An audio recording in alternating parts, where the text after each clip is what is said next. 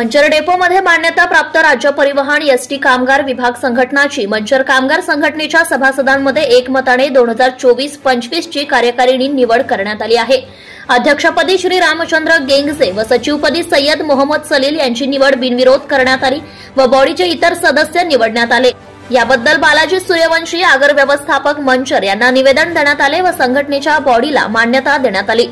कार्यकारिणी पुढील प्रमाणे आहे। कार्याध्यक्ष संजय थोरात, सहकार्याध्यक्ष धनेश वावरे, उपाध्यक्ष सुरेश उतळे, सहसचिव योगेश हुले, खजिनदार आसिफ इनामदार, युवराज गेंगजे, संजय धेंगळे, बाळासाहेब रणपिसे, भाऊसाहेब इचके, एजाज शेख, दिलीप काटे, दिनेश पवळे इत्यादींची निवड करण्यात आली आहे।